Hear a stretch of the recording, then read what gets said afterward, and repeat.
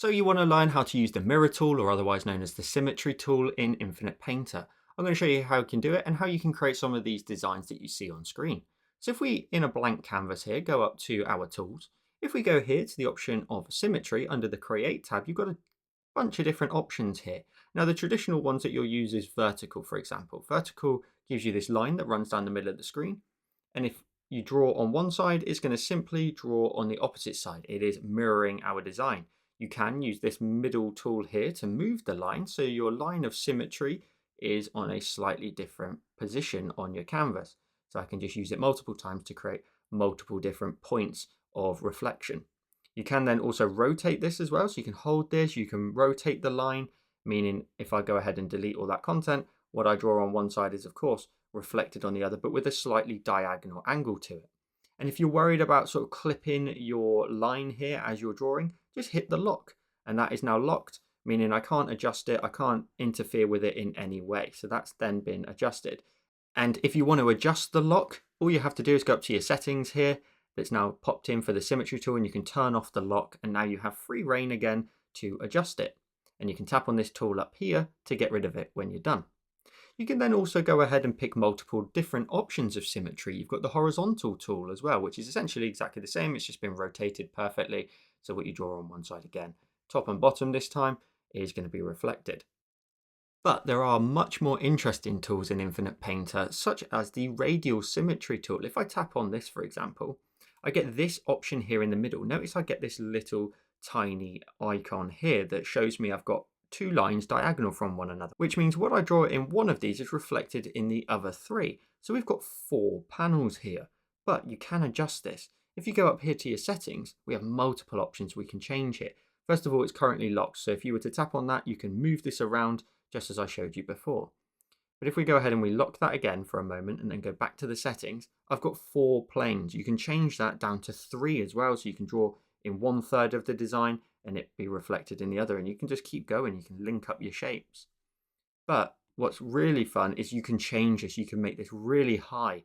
So we could have 10 panes. You can go all the way up to 16, meaning what you draw in one of these little pizza slices, if you take a look at that and imagine that that is a pizza slice, you can then continue to reflect that all the way around your design. Look how cool that looks.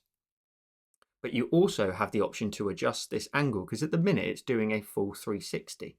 However, if you go back to settings and you go to the fan here, you can bring that down. And notice if I change it to 180 now, I only get around about 180 degrees worth of reflection. Now, it isn't always the way that this icon is facing. If I was to draw here now, it's going to give me the 188 degrees here. But if I were to start my drawing going off to the right, you can see that the angle is over to the right hand side. So I'm going to start over here, and depending on how I am rotated around this point here, whatever my starting point is, I get 90-ish degrees above and 90-ish degrees below. So you just need to go ahead and find your point that you want to make your way out from, and then you can just fan out from there.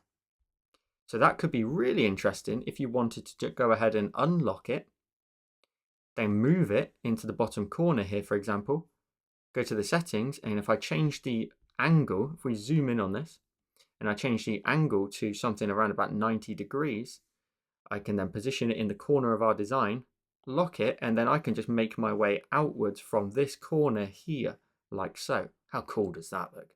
If we then go back up to our tools and we go into the symmetry option of Kaleido, we then have even more fun options to play with. The lines extend all the way up to the edge of the screen, and again, what you draw in one pizza slice is reflected. However, it's reflected based on the mirror here of each section. So you can see if I draw close to this line here, it's going to show right next to it, but not here as well. So it's based on how it reflects close to the edges of the screen. So if I draw in the middle, it's going to look like it's pretty much symmetrical.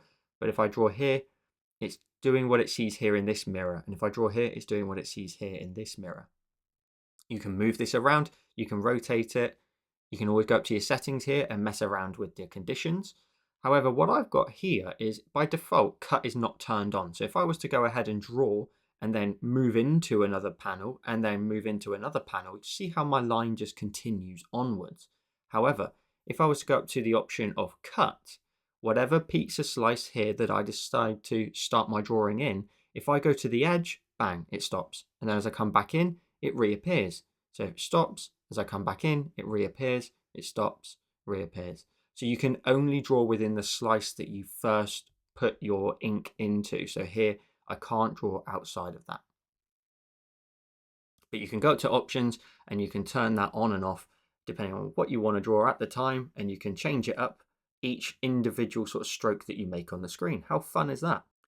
Now, if we go ahead and we keep this on the screen and we go to our brush, if I was to change it to sprayers and the soft airbrush, for example, and just fill the entirety of the screen in with some color. So I'm just going to make my way along the basic palette, just eventually getting wider and wider with some different colors and fill in the entirety of the screen. We can give ourselves a nice backdrop for some of the cool little videos that you might have seen on TikTok or Instagram, where you can reveal this color using your pattern. And you can really have some fun messing around with different colors, whatever you fancy, with your particular design and what sort of colors you want to use. But as long as you just fill in the entirety of the screen with some big areas of color, we'll have everything we need then in order to add in the cool effect that's going to sit on top. So let's say we wanted to go with something like this. What we can then do is if we create a new layer, we go to our color, we'll just change it to, say, let's go to black, for example. We go to our fill tool, we tap on the fill tool and we just fill in the screen and we hit the tick when we're done. Now we still have the kaleidoscope in play. If we go to our eraser, we tap on our eraser. Let's just go to, say, let's say the monoline brush, and we make that monoline brush a little bit smaller, probably around about sort of 20 points. And if I start in the middle here, I can just simply go ahead and start to create some really fun floral design. So I can create like a petal here. I can create a petal here, and it doesn't have to be flowers. It can just be fun, trippy lines almost. You can just create a really trippy effect.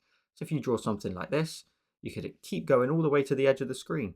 Or you could go ahead and from the end here, just simply go ahead and create really fun, trippy patterns that just continue to make their way all the way out of your design, all the way to the edge of the canvas, making sure you go all the way to the edge, and you can just have some fun creating some floral or tribal or anything like that, any kind of design that you like the look of, and create little mini details inside some of the random shapes that you've just created, and just make them as detailed as you like, and just continue on your patterns all the way to the edge of the screen. How fun does that look? So I hope you enjoyed this tutorial. As always, make sure to subscribe to the channel for more Infinite Painter content. And if you liked this how-to video, I have a bunch of them on the channel. You'll be able to see a couple on the screen now. Thank you so much for watching, and I'll see you in the next one.